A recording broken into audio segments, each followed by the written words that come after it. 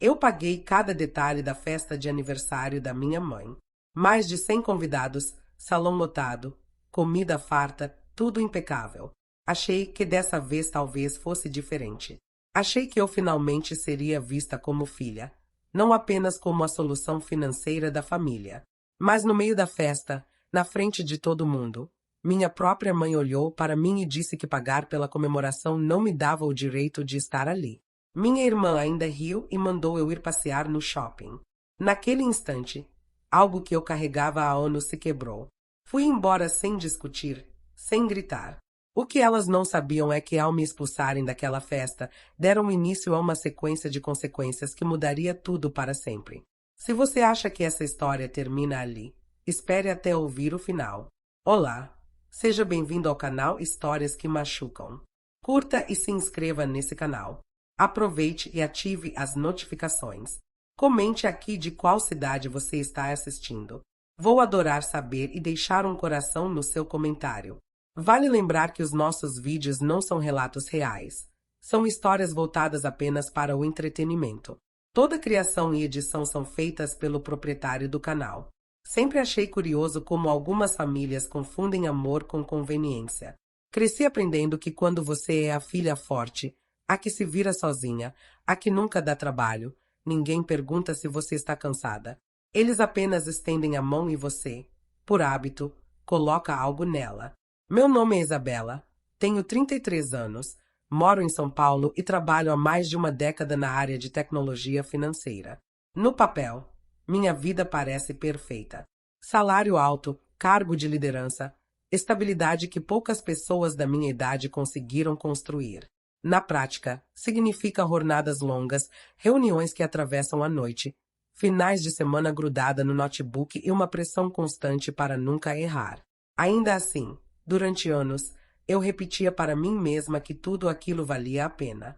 Porque no fim eu estava ajudando a família. Minha mãe, Vera, mora no interior, numa cidade onde todos se conhecem e onde as aparências importam mais do que a verdade. Desde que ela se aposentou mais cedo por problemas de saúde e passou a trabalhar menos, fui eu quem assumiu as contas maiores. Primeiro a ajuda era temporária, depois virou fixa. Hipoteca, luz, água, plano de saúde, consertos da casa. E no meio disso tudo, havia Renata, minha irmã mais nova. Renata sempre foi o oposto de mim. Mimada, protegida, elogiada por sonhar muito e executar pouco. Se algo dava errado na vida dela, a explicação nunca era falta de esforço. Era azar, era o mundo, era alguém que não acreditou nela o suficiente. Geralmente esse alguém era eu. Ainda assim, ajudei. Paguei cursos que ela abandonou, cartões estourados, ideias de negócios que nunca saíram do papel. Tudo vinha acompanhado da mesma frase, dita com aquela leveza cruel de quem sabe que vai ser atendido. Para você isso não é nada. Eu engolia. Por que dizer não sempre vinha com um preço emocional alto demais? Julgamentos, comparações, a sensação de ser a vilã da própria família por simplesmente ter limites. Quando minha mãe decidiu fazer uma grande festa de aniversário, eu já sabia como a história iria começar. Ela queria algo marcante. Queria mostrar para a cidade que estava tudo bem, que a família estava unida, que o tempo não tinha levado sua importância. A lista cresceu rápido. Amigas antigas, parentes distantes, vizinhas, colegas do clube, conhecidas de conhecidas. 110 convidadas. Sem que ninguém pedisse diretamente, a conta caiu no meu colo. Salão, buffet, decoração, música, lembrancinhas, bolo, bebida, tudo escolhido com cuidado por elas, tudo pago por mim. Foram semanas resolvendo detalhes à distância, conciliando reuniões com fornecedores entre uma chamada de trabalho e outra. Cada transferência era acompanhada de um obrigada rápido, quase automático. Nenhuma pergunta sobre como eu estava, nenhum interesse real. Apenas a certeza de que eu daria conta, porque sempre tinha dado. No fundo, uma parte de mim acreditava que aquela festa poderia ser diferente. Que talvez diante de tanta gente, de tudo que eu tinha feito, algo mudasse. Que eu finalmente deixaria de ser apenas a solução silenciosa e passaria a ser vista, de verdade, como parte daquela família. Mas o coração que alimenta essas esperanças é o mesmo que aprende da forma mais dura, quando elas não se confirmam. No dia da festa, dirigi por horas até a cidade delas. O porta-malas estava cheio de caixas com detalhes finais que ninguém mais se preocupou em buscar. Enquanto estacionava em frente ao salão decorado, vi os convidados chegando, rindo, elogiando tudo. Ouvi alguém dizer que minha mãe merecia aquela comemoração. Concordei em silêncio. Respirei fundo antes de sair do carro. Eu não sabia ainda, mas aquele seria o momento exato em que eu deixaria de ser a filha que sempre cedia e passaria a ser a mulher que não aceitaria mais ser humilhada em nome de um sobrenome. Assim que atravessei a entrada do salão, fui envolvida por uma mistura de perfumes caros e risadas altas. Tudo estava exatamente como eu tinha imaginado, talvez até melhor. As mesas bem postas, o arranjo de flores que eu aprovei por chamada de vídeo, a banda ajustando os instrumentos no palco. Por alguns segundos, senti uma pontada quase infantil de orgulho. Não por mim, mas pela ilusão de que desta vez algo daria certo. Alguns convidados me cumprimentaram com simpatia. Outros apenas sorriram de longe, sem saber exatamente quem eu era. Em cidades pequenas, todos conhecem todos, mas raramente conhecem as histórias completas. Para a maioria ali, eu era apenas a filha que mora em São Paulo. Procurei minha mãe com o olhar. Ela estava perto da mesa principal, rindo alto, cercada de conhecidas. Vestia um vestido novo comprado especialmente para aquela noite. Minha irmã Renata estava perto do bar, impecável, falando animadamente com duas amigas, como se aquela festa tivesse surgido do nada. Como se ninguém tivesse passado semanas resolvendo cada detalhe. Aproximei-me primeiro da minha mãe. Sorri, disse que estava tudo lindo. Perguntei se precisava de algo. Ela respondeu com um aceno rápido, sem realmente me olhar nos olhos. Disse que depois conversaríamos, que agora estava ocupada. Aquela frase antiga, repetida tantas vezes, voltou a pesar no meu peito como peso familiar. Fui então cumprimentá-la formalmente.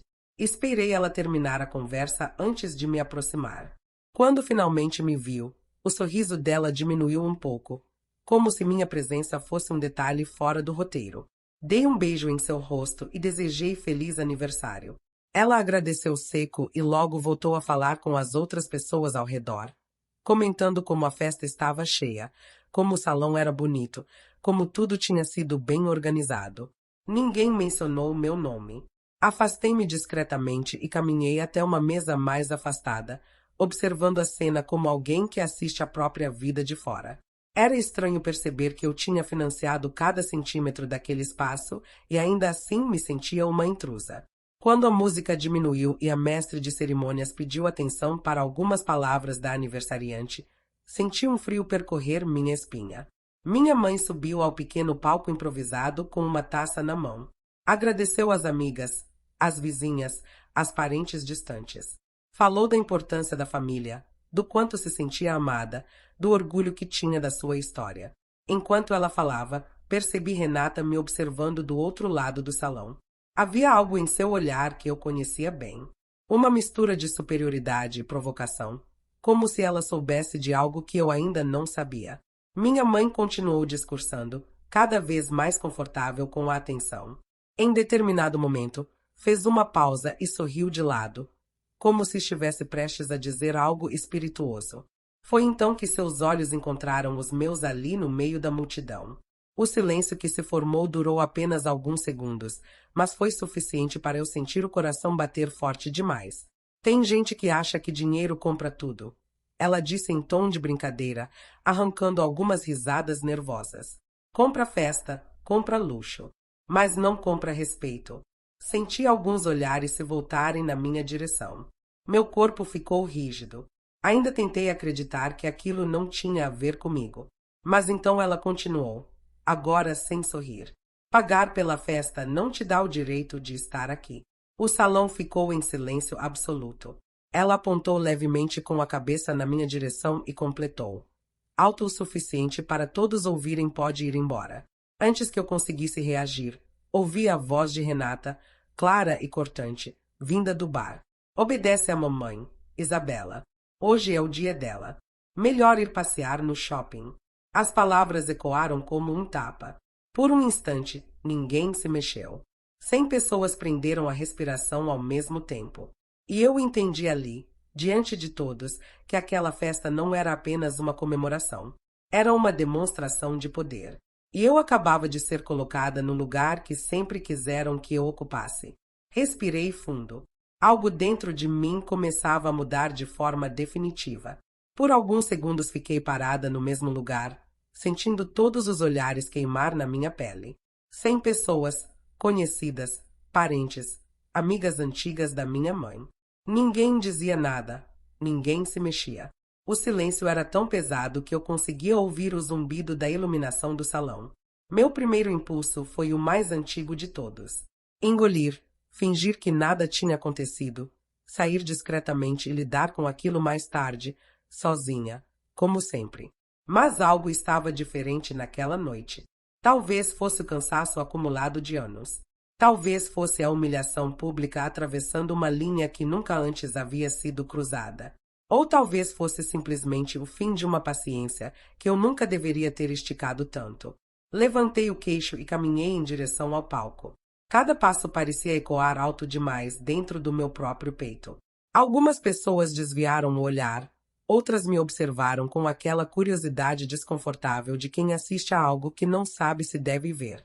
Parei a poucos metros da minha mãe. Ela ainda segurava a taça, a expressão dura, como se estivesse convencida de que tinha feito a coisa certa. Só para deixar claro, eu disse, com uma voz firme demais para quem estava com o peito em chamas, essa festa inteira foi paga por mim. Cada convidada aqui está comendo, bebendo e se divertindo com o dinheiro que saiu do meu trabalho. O murmúrio percorreu o salão instantaneamente. Minha mãe levou a mão à boca. Renata cruzou os braços, irritada. Isso não vem ao caso. Minha mãe respondeu, perdendo um pouco do controle que tentava manter. Você sempre quer aparecer, sempre quer jogar isso na cara de todo mundo. Sorri. Um sorriso curto, cansado, de quem chegou no limite não hoje, mas há muito tempo. Não, mãe. Eu só cansei de fingir que isso é amor. Peguei minha bolsa com calma, sem pressa, como se aquele movimento fosse algo que eu tivesse ensaiado por anos sem saber. Antes de sair, virei-me uma última vez para os convidados. Aproveitem a festa. De verdade. Vocês não têm culpa de nada. E fui embora. Do lado de fora, o ar da noite bateu no meu rosto como um choque de realidade. Entrei no carro com as mãos tremendo, mas sem chorar. Ainda não. Dirigi sem destino por alguns minutos até estacionar em uma rua vazia. Só então deixei o choro vir. Pesado, silencioso, daqueles que parecem rasgar por dentro porque não são de tristeza simples. São de reconhecimento. De finalmente enxergar com clareza algo que você sabia há muito tempo, mas se recusava a nomear. Meu celular começou a vibrar quase imediatamente. Primeiro minha mãe. Ignorei. Depois Renata. Ignorei também. Em seguida, mensagens de números que eu nem tinha salvo. Parentes perguntando o que tinha acontecido. Outros dizendo que eu tinha exagerado, que era aniversário da minha mãe, que eu deveria entender o lado dela. Desliguei o telefone. Naquela noite, algo mudou de forma definitiva dentro de mim. Não foi só a vergonha, foi a certeza de que eu nunca teria espaço naquela família enquanto fosse útil demais para ser respeitada.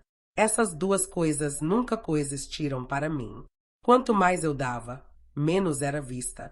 Quanto mais resolvia, menos era grata. E a festa que eu paguei para celebrar minha mãe se tornou o palco onde isso ficou provado diante de 100 testemunhas. Voltei para São Paulo no dia seguinte, antes mesmo do sol nascer. Durante a viagem, decidi fazer algo que vinha adiando há anos.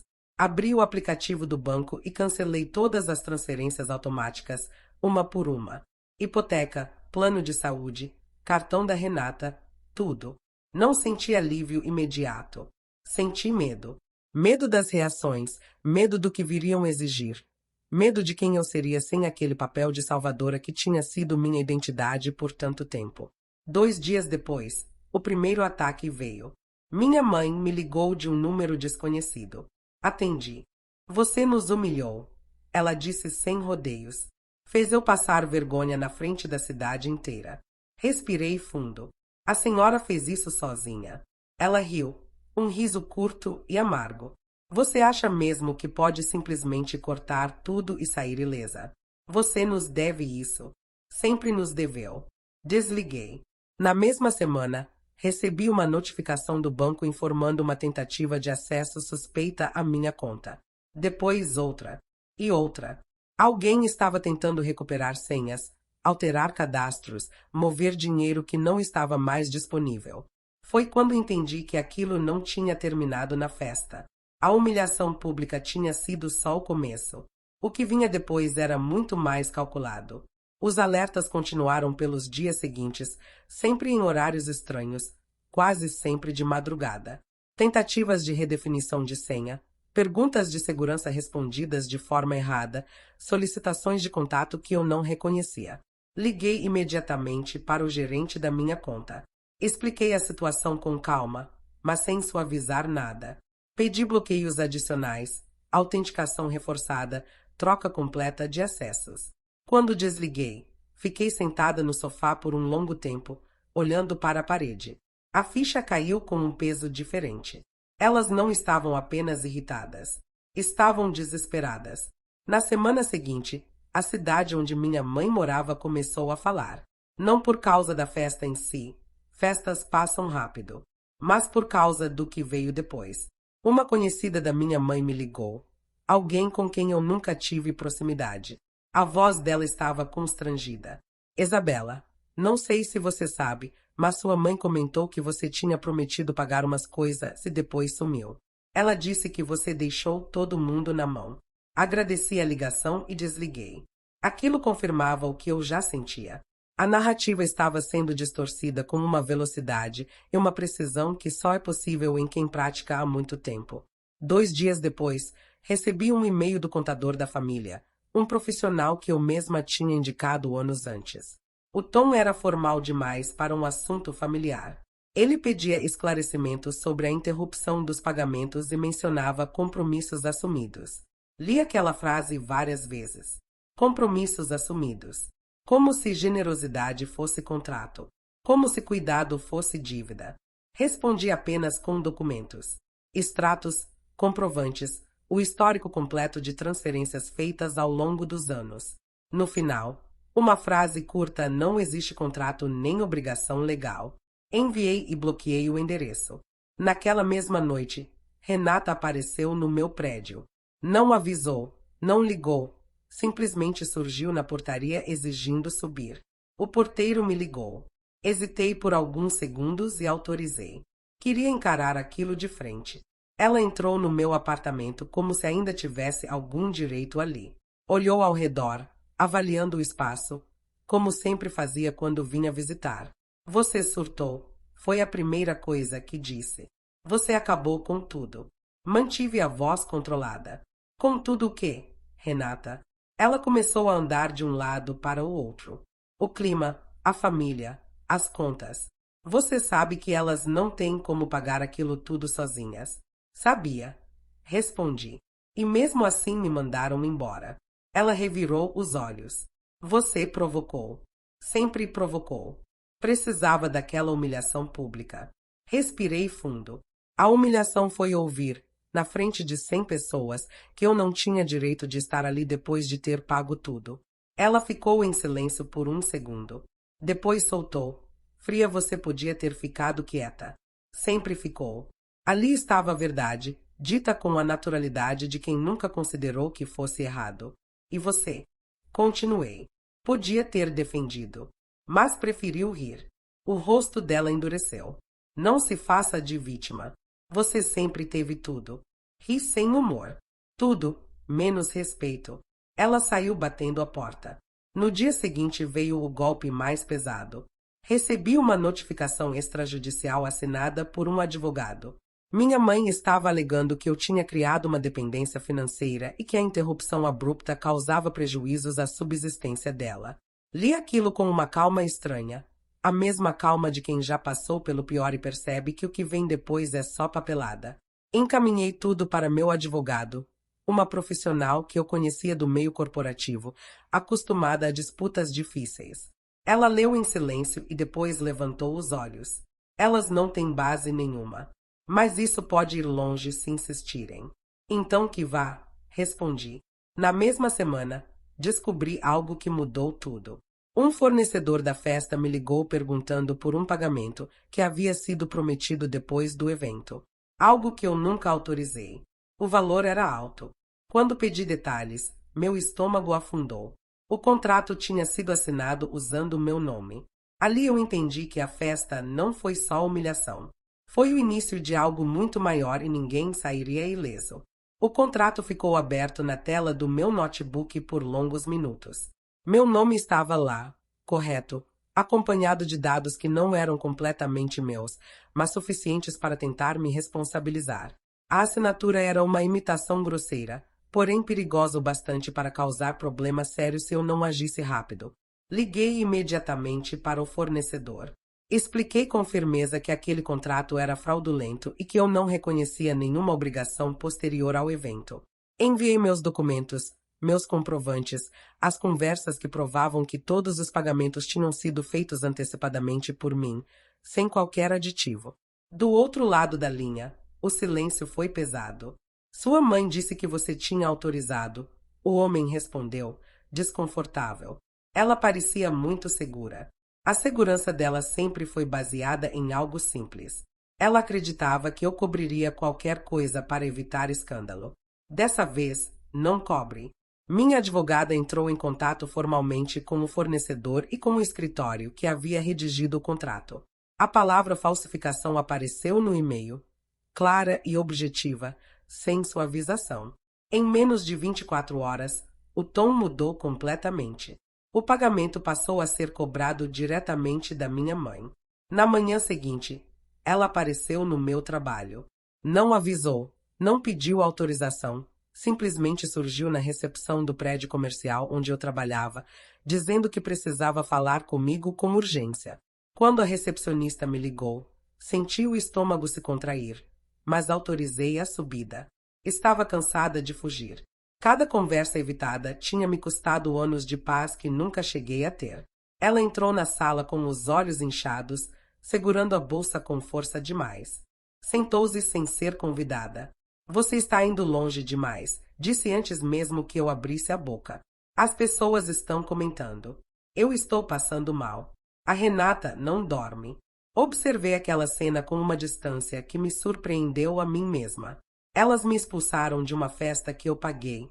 Respondi. E depois tentaram usar meu nome em um contrato que eu não assinei. Ela desviou o olhar. Você sabe como eu sou. Você podia ter deixado passar. Passei a vida inteira deixando. Ela respirou fundo, como se estivesse se preparando para um último argumento. Se isso virar caso de polícia, vai acabar com a nossa família. Foi ali que algo se alinhou dentro de mim com uma clareza que nunca tinha sentido antes. Não, mãe, eu disse com calma. O que acabou com essa família foi achar que eu podia ser usada sem consequências. Ela começou a chorar. Não aquele choro contido de quem quer disfarçar, mas um desespero real que vinha de algum lugar verdadeiro. Disse que não sabia de tudo, que Renata estava tentando resolver, que eu precisava pensar no que as pessoas iam dizer. Pela primeira vez, não pensei. Eu já pensei demais em todo mundo durante toda a minha vida. Respondi. Agora estou pensando em mim. Ela saiu sem se despedir. Na semana seguinte, o clima na cidade azedou de vez. O salão de festas entrou com cobrança judicial. O buffet fez o mesmo. Um fornecedor menor, que tinha ficado calado por medo de perder clientes locais, resolveu falar quando percebeu que não era o único sem receber. E pela primeira vez na minha vida, ninguém me ligou pedindo que eu resolvesse. Porque não havia mais nada que eu pudesse ou quisesse resolver por elas. Minha mãe tentou de novo. Mandou mensagens longas, cheias de nós erramos e não sabíamos e vamos conversar. Em nenhuma delas havia um pedido direto de desculpa. Era sempre sobre o sofrimento delas, sobre como estavam sendo julgadas, sobre como aquilo tudo estava difícil. Eu li todas e não respondi. Renata, por outro lado, mudou de estratégia. Parou de me atacar e passou a se fazer de vítima. Mandou áudio chorando, dizendo que estava presa no meio, que a minha mãe estava descontando tudo nela, que ninguém entendia o quanto sofria. Em um dos áudios, ela disse algo que me fez rir pela primeira vez em semanas. Se você tivesse continuado ajudando, nada disso teria vindo à tona. Era isso. Elas não queriam justiça, nem verdade. Queriam silêncio pago. No trabalho, eu segui em frente. Entreguei projetos, liderei equipes, cumpri prazos. Mas algo tinha mudado de forma permanente. Pela primeira vez eu não carregava aquela culpa constante no peito, aquela sensação de que precisava me justificar por existir fora do papel que me atribuíram. O espaço mental que se abriu foi assustador no início, depois libertador, e por fim simplesmente meu. Em uma sexta-feira à noite, recebi uma ligação de uma prima distante, alguém com quem eu mal falava. Ela foi direta: Isabela, eu preciso te contar uma coisa, porque acho que você merece saber antes de descobrir de outro jeito. Ela me explicou que semanas antes da festa, minha mãe tinha comentado com alguns parentes que estava organizando tudo para me colocar no meu lugar, que dizia abertamente que eu precisava aprender a obedecer, que a festa seria um teste. Se eu aceitasse qualquer coisa calada, continuaria tudo como estava. Se reagisse, ela tinha certeza de que conseguiria virar todos contra mim. Desliguei com as mãos geladas. Nada daquilo tinha sido impulso. Nada tinha sido exagero momentâneo. Foi planejado, com antecedência, com cumplicidade, com intenção. Na segunda-feira seguinte, minha advogada me chamou para uma reunião presencial. Colocou alguns papéis sobre a mesa e foi direta a Isabela. Sua mãe foi formalmente notificada. Há indícios suficientes para seguir com um processo criminal por falsidade ideológica. Além disso, existe a possibilidade de responsabilização civil por danos financeiros e morais. Fechei os olhos por um instante. Eu não quero vingança, eu disse. Só não quero mais ser envolvida nisso. Ela concordou. Então precisamos deixar algo muito claro. Você não vai mais proteger ninguém. Naquela noite, sentei sozinha no meu apartamento, com as luzes apagadas, olhando a cidade pela janela. Pensei na menina que saiu de casa cedo para estudar, que acreditou que sucesso significava segurança, que confundiu amor com sacrifício durante anos sem perceber. Pensei na mulher que atravessou um salão cheio de gente sendo humilhada pela própria mãe. E pensei, com uma clareza que nunca tinha tido antes, que eu não devia mais nada àquela história. A última peça caiu numa terça-feira chuvosa, dessas em que São Paulo parece suspensa no cinza. Minha advogada me ligou no fim da tarde com a voz objetiva de quem já tinha repetido aquele discurso outras vezes, mas sabia que para mim seria definitivo. Isabela, o inquérito avançou. As perícias confirmaram a falsificação da assinatura. Sua mãe foi indiciada. Há também ações cíveis em andamento por parte dos fornecedores. Não há mais como voltar atrás. Agradeci e desliguei. Fiquei sentada por um tempo, observando a água escorrer pela janela. Não senti alegria. Também não senti culpa. O que veio foi um silêncio interno que eu nunca tinha experimentado. Limpo, estável, sem peso. Nos dias seguintes, as notícias se espalharam. A mulher respeitada, a anfitriã orgulhosa, a mãe injustiçada perdeu a máscara. Não houve cenas dramáticas, mas houve algo pior para quem sempre viveu de aparência: o afastamento silencioso. Convites que cessaram, conversas que mudavam de tom, a cidade pequena fazendo o que sempre faz quando percebe que sustentou uma mentira por tempo demais. Minha mãe tentou uma última vez. Mandou uma mensagem curta, diferente das outras. Eu errei. Se você ainda tiver um pouco de amor por mim, precisamos conversar. Li aquela frase várias vezes. Amor, como se amor fosse uma moeda que eu ainda lhe devia entregar. Apaguei a mensagem. Renata não insistiu mais. Soube por terceiros que estava morando de favor com uma amiga, repetindo para quem quisesse ouvir que a vida tinha sido injusta com ela. Pela primeira vez, não senti raiva. Senti algo próximo da indiferença. Ela nunca quis crescer. E eu não podia continuar pagando o preço disso. Meses depois, o processo avançou para a fase que não envolve mais emoções, apenas fatos. Assinaturas, datas, valores. A festa que deveria celebrar minha mãe virou o marco público da queda dela. Aquilo que foi usado para me humilhar se transformou no ponto exato onde tudo veio à tona. Eu segui. Mudei pequenos hábitos que juntos mudaram tudo. Parei de trabalhar até a exaustão como forma de anestesia. Voltei a correr de manhã. Reorganizei minha vida financeira não para sustentar crises alheias, mas para construir escolhas minhas. Comecei a dizer não sem justificar demais. E descobri algo simples e revolucionário: o mundo não desmorona quando você se escolhe.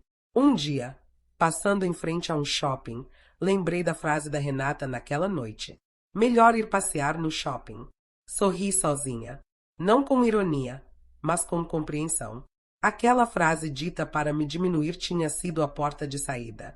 Se eu tivesse ficado, se tivesse aceitado mais uma humilhação em nome da paz falsa, nada teria mudado. O preço de ficar teria sido muito maior do que o de ir embora. Nunca mais voltei àquela casa. Nunca desbloqueei aqueles números. Não por rancor, mas por respeito a mim mesma. Algumas pessoas me perguntaram se não doía cortar laços assim. A verdade é que doeu antes. Doeu por anos. O corte só encerrou a sangria. Hoje, quando penso naquela festa, não lembro das flores, da música ou dos convidados. Lembro do momento exato em que fiquei de pé no meio do salão e algo dentro de mim decidiu que aquela seria a última vez que eu pagaria para ser desrespeitada. Eu não perdi uma família naquela noite. Eu perdi uma obrigação que nunca foi amor. E ganhei uma vida que finalmente é só minha. Se essa história tocou você de alguma forma, curta esse vídeo agora. Isso ajuda muito o canal a continuar trazendo histórias intensas e cheias de significado como essa. Se você ainda não é inscrita, se inscreva no canal para não perder os próximos relatos. Agora eu quero saber de você. Se estivesse no lugar dessa filha, você teria ido embora ou continuaria tentando agradar quem nunca reconheceu seus limites? Você teria coragem de cortar laços para preservar sua dignidade? Deixe sua opinião nos comentários, porque eu leio todos. Escreva também de qual cidade você está assistindo. Vou adorar saber até onde essas histórias estão chegando e deixarei um coração em cada comentário. Se você conhece alguém que vive carregando responsabilidades que não são suas, compartilhe esse vídeo. Às vezes, uma história é o empurrão que alguém precisa para se escolher pela primeira vez. Obrigada por estar aqui. Sua presença faz toda a diferença. Vale lembrar que os nossos vídeos não são relatos reais. São histórias voltadas apenas para o entretenimento. Toda criação e edição são feitas pelo proprietário do canal.